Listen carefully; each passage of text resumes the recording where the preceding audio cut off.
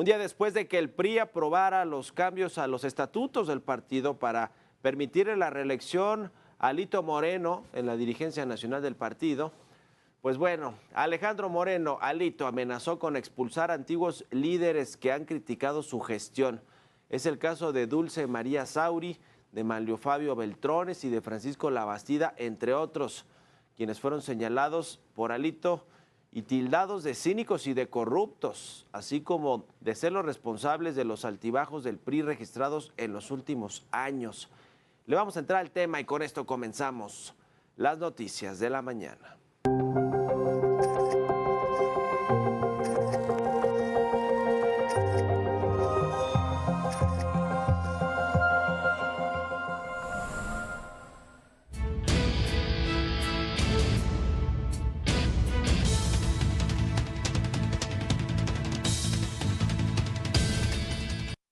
Y no nos van a asustar ni nos van a echar para atrás. Yo soy un gladiador, yo estoy echado para adelante siempre. Y a mí no me van a asustar ni nos van a doblar. Lo hemos demostrado.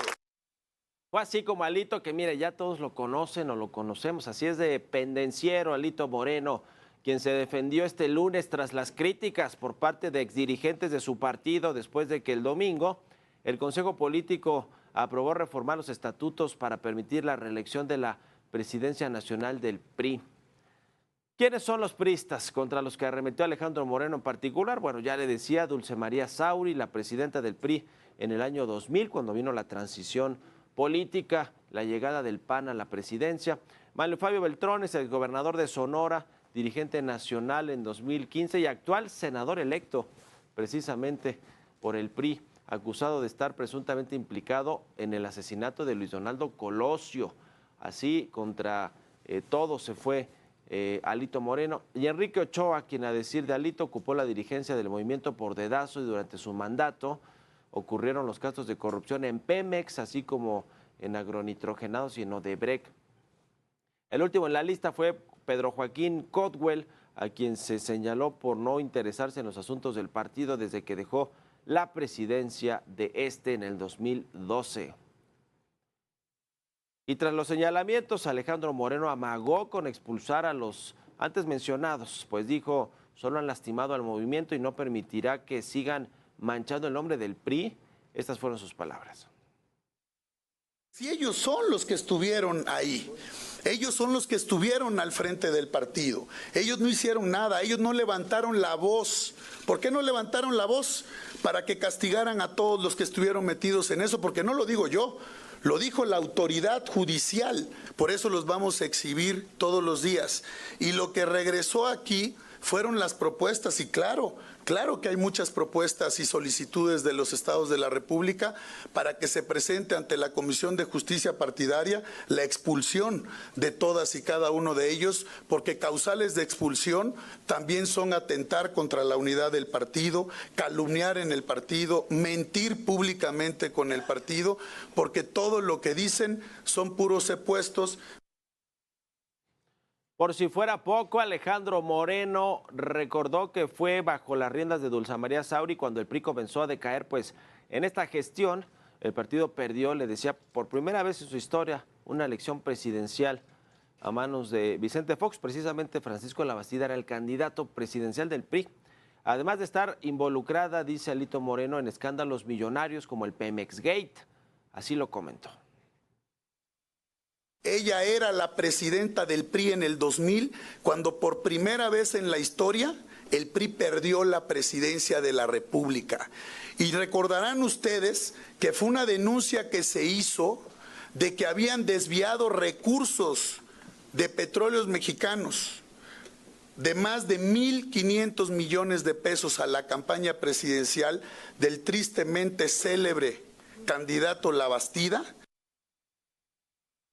Y bueno, las reacciones de los señalados no se hicieron esperar. Pidieron al actual líder del PRI dejar las riendas del partido para que pueda renovarse. Las descalificaciones y señalamientos al interior del Partido Revolucionario Institucional parecen no dar tregua. Y es que luego de que Alejandro Moreno se lanzara contra exdirigentes del partido, las reacciones no tardaron en llegar. La primera en levantar la voz fue Dulce María Sauri, quien llamó a la militancia del PRI a reflexionar y recuperar los objetivos y metas del partido. Sauri también aprovechó para pedir a Alejandro Moreno dejar de aferrarse a la dirigencia del movimiento para así dar paso a la reconstrucción del mismo. Por su parte, Manlio Fabio Beltrones calificó como infundados los señalamientos del líder nacional del tricolor, quien insinuó la supuesta participación de militantes del partido en el asesinato de Luis Donaldo Colosio. Además, criticó la reciente reforma aprobada por el PRI, la cual permitiría la reelección de Moreno. Asimismo, Pedro Joaquín Codwell se unió a los señalamientos de Beltrones y aseguró que se encuentra analizando los resultados de la última Asamblea Nacional del PRI para poder impugnar las reformas a los estatutos. Codwell recordó que uno de los ejes principales del movimiento desde 1932 fue la no reelección de sus dirigentes. En tanto, el ex candidato presidencial Francisco Labastida sostuvo que Moreno Cárdenas es y será el peor presidente que ha tenido el PRI en toda su historia. Labastida aseguró que Alito demostró no tener valores al usar métodos corruptos para mantenerse en el cargo. Los cambios de estatutos que promovió Alejandro Moreno han levantado las críticas y señalamientos no solo de militantes del Revolucionario Institucional, sino de diversos políticos y especialistas quienes han alertado sobre la posible desaparición del partido. Israel Morales, Heraldo Media Group. Y por cierto, la división dentro del partido del PRI se hizo evidente minutos después de iniciar con la conferencia de prensa encabezada por Alejandro Moreno. Carolina Villano, secretaria general del PRI, se enojó y abandonó unos instantes el estrado. Las imágenes muestran el momento en el que intentó ocupar su lugar junto al líder nacional. Sin embargo, Manuel Añorbe no se lo permitió. Bueno, pues aún entre ellos así se llevan pesado. Pues mire, cuando tienen a un líder como Alito, pues todo puede pasar, ¿no? Porque son descalificaciones, malos tratos, pues ya le decía, pendenciero como es Alito Moreno. Y justamente para hablar de toda esta polémica, vamos a platicar con pues, una de las implicadas o de las mencionadas por Alito Moreno en este discurso del fin de semana, de domingo, cuando se cambiaron los estatutos. Y bueno, se repartieron culpas. Vamos a hablar con Dulce María Sauri, expresidenta del PRI. ¿Cómo estás, Dulce? Muy buenos días. Muy buenos días. Pues con el gusto de platicar con alguien que conoce muy bien la historia del partido. ¿Cómo viste, a ver, de entrada los dichos de Alito Moreno contra los expresidentes del PRI, bueno, incluido tu caso, que bueno, pues habla de que a partir del 2000 que hubo alternancia en México, que se perdió la presidencia de la República por parte del PRI, que pues te echa la culpa, así básicamente, Alito Moreno, Dulce? Bueno, mira, en primer término diría que desgraciadamente Alejandro Moreno es una muy mala copia del presidente López Obrador en cuanto a las tácticas de siempre en cualquier situación o problema volverse el centro de atención y la víctima. Y es lo que ha pretendido hacer lanzando a diestra y siniestra comentarios críticos sobre las gestiones o sobre las trayectorias políticas de quienes estamos exigiendo una sola cosa, de que el PRI tenga la posibilidad de sobrevivir y que para poderlo hacer tiene que hacerse a un lado de la dirigencia nacional. Uh-huh. En cuanto a lo que me dijo, pues me hubiera gustado muchísimo que hubiese platicado de lo que sí sucedió cuando yo fui presidenta del Comité Nacional, después de que perdimos la presidencia de la República. Exactamente hicimos lo contrario de lo que ha estado él haciendo como presidente. Convocamos en febrero de 2001, después de una encerrona de 3 días del Consejo Nacional, para poder discutir la situación del partido, cómo habíamos llegado a ella, por qué habíamos perdido la presidencia de la República, qué íbamos a hacer con las mayorías relativas, 60 senadores y 211 diputados y diputadas en la próxima legislatura. Todo ello lo discutimos y salimos con 2 acuerdos básicos del Consejo. Uno, la realización de una Asamblea Nacional que habría de efectuarse en noviembre de ese año, y 2, hasta que no se realizara la Asamblea y se establecieran las nuevas reglas, elegir con estas a la próxima dirigencia. Así trabajamos todo 2001, Llegamos con 12.500 delegados y delegadas de esa asamblea, la hicimos durante 3 días en 5 sedes, discutimos todo sobre los documentos básicos del PRI y tuvimos una mesa especial sobre visión de futuro, es decir, a dónde queríamos ir. Y además, delegadas y delegados, una tercera parte por primera vez fueron jóvenes, mujeres y hombres. Hay hoy, a más de 20 años de realizada esta asamblea, todavía hay dirigentes actuales, cuadros muy destacados, que recuerdan esa experiencia democrática que marcó su vida en la militancia del PRI. Y otra cosa, renovamos la dirigencia, concluí mi responsabilidad el 4 de marzo de 2002 y el PRI empezó un camino muy complicado, pero que lo llevó en 2012 a ganar la presidencia de la República. Sí. Ese es el saldo del trabajo que busqué hacer con la responsabilidad tan honrosa que tuve. ¿Cómo logró Alito Moreno hacerse del PRI, del control total de este partido? ¿Cómo le permitieron a Alito Moreno que se adueñara de este partido Revolución Institucional, Dulce? Desde luego que es una responsabilidad compartida, porque Alejandro Moreno no llegó de Marte. Empezó esta historia triste desde la elección interna que con mucho esfuerzo se realizó en 2019, digo esfuerzo de organización y esfuerzo económico por parte de la dirigencia en ese momento encabezado por Claudio Ruiz Massieu. Ya deberíamos de empezar a vernos preocupados seriamente cuando antes de que comenzara formalmente el proceso, una personalidad tan destacada como el doctor José Narro decidió no participar por considerar que no había condiciones de igualdad en la contienda. Después de una elección en que más de 1 millón de priistas participamos, que ganó la fórmula encabezada por Alejandro Moreno, Ivonne Ortega, mi paisana exgobernadora, contendiente también, denunció el proceso y se separó del partido. Ahora milita en Movimiento Ciudadano. Ya eso de entrada nos debía haber causado o nos debía haber encendido alarmas. Pero la vuelta de tuerca más fuerte, donde se mezcló desafortunadamente una combinación muy negativa para el PRI de disciplina y de silencio, se dio con los cambios a los estatutos que hizo el Consejo Político en agosto de 2020.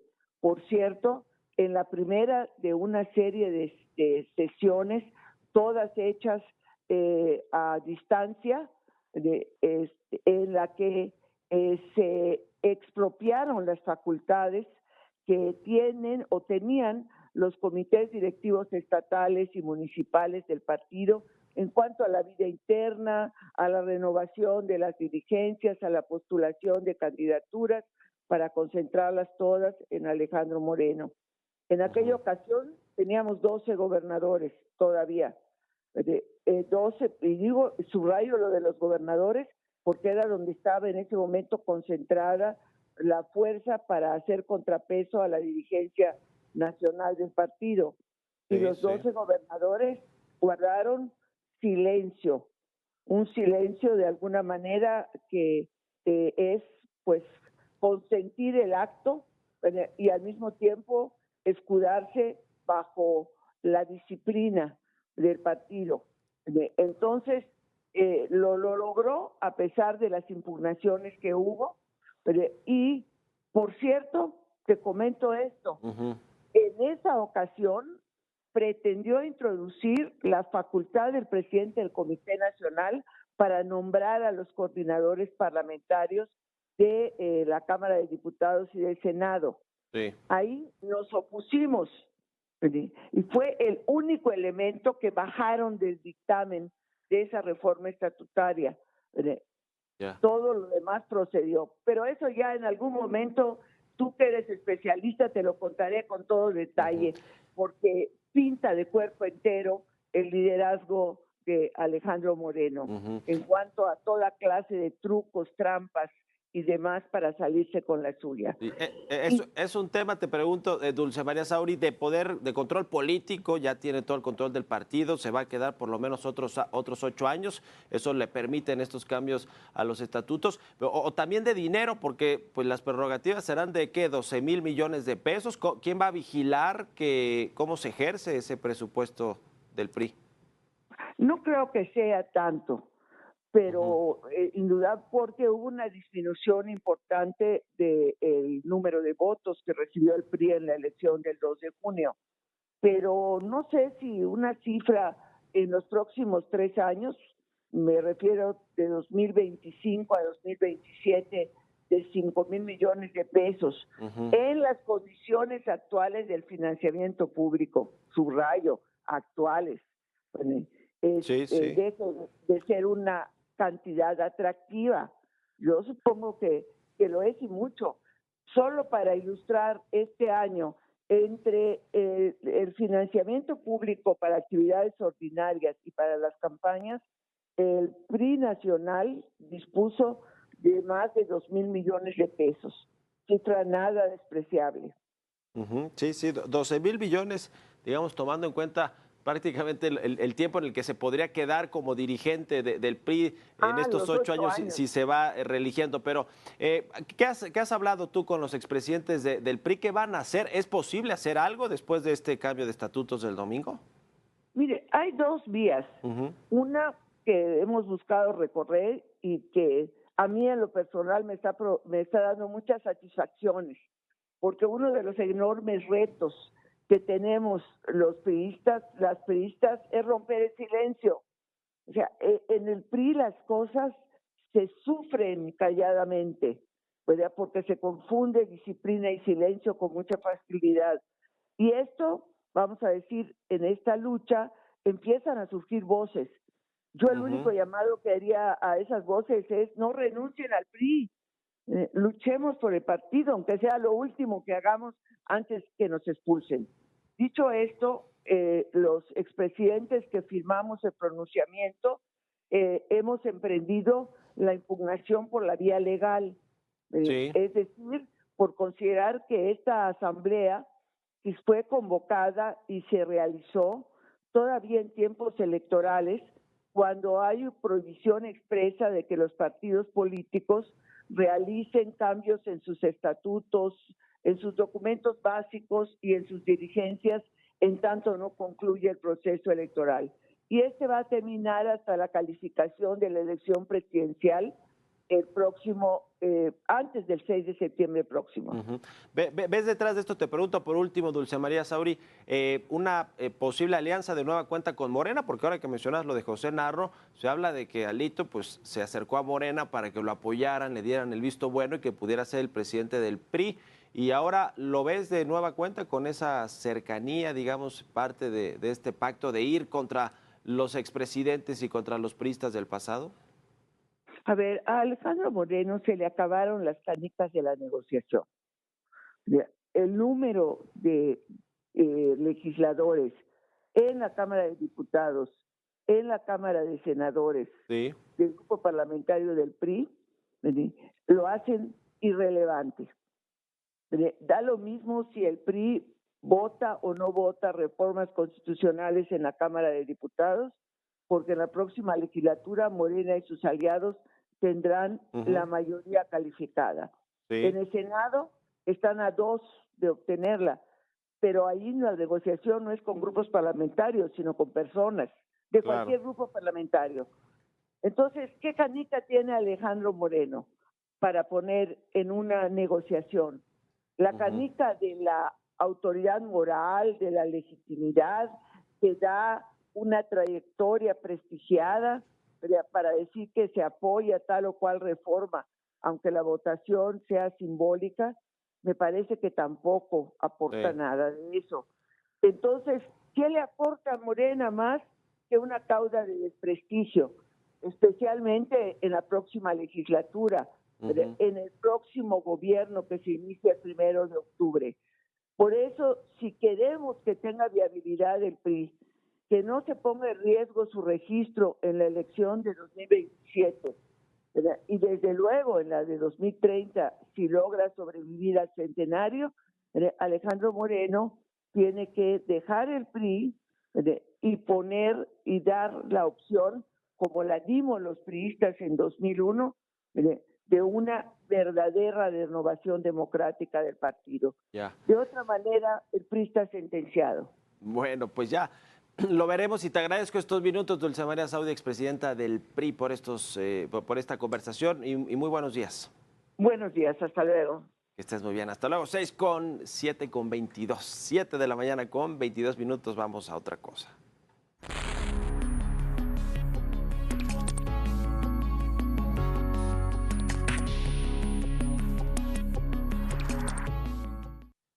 En lo que tiene que ver con la discusión en torno a esta reforma judicial, la reforma al Poder Judicial de la Federación, ayer se le subió el volumen en el lado nacional y en el lado internacional. Por un lado, nacional, Norma Piña, la presidenta de la Corte y del Consejo de la Judicatura, invitó ya abiertamente al presidente López Obrador y a la virtual presidenta electa Claudia Sheinbaum a que vayan a discutir ellos también la reforma al Poder Judicial.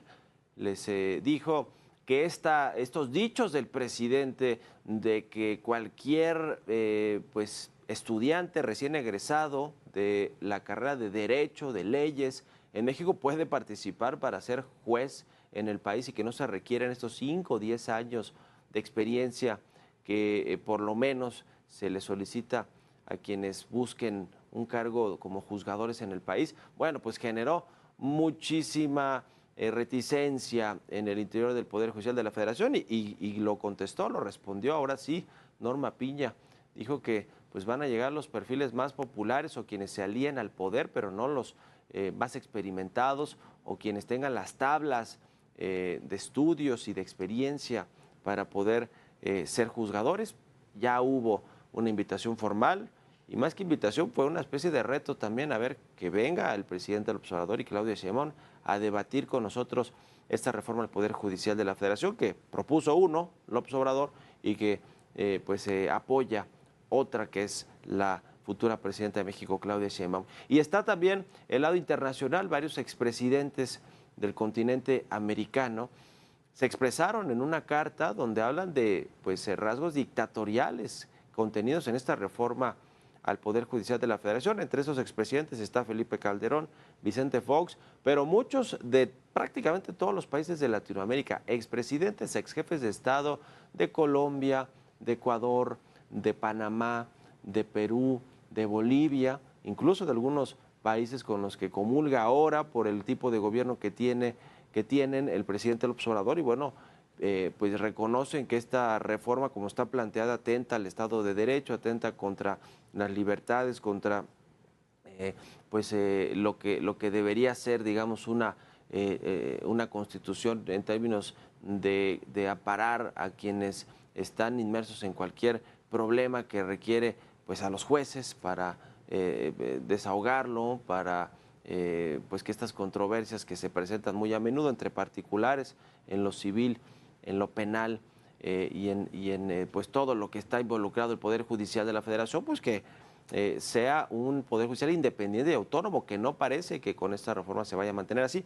Es una carta muy puntual de los expresidentes y exjefes de Estado, muchos, por lo menos 15 del continente americano, que pues no están de acuerdo con esta reforma como está planteada y acusan, alertan de un retroceso democrático y de tintes dictatoriales en los que podrá incurrir el próximo gobierno que le va a heredar López Obrador a Claudia Sheinbaum, pues para hacer y deshacer ahora sí que a sus anchas. Así que ya tuvo repercusiones, ya un representante del gobierno de Joe Biden en Estados Unidos había hablado de este tema, había hablado en particular del asunto del TEMEC y del respeto a las inversiones extranjeras en México, las de Estados Unidos en nuestro país y la relación comercial para que no se pusieran en riesgo.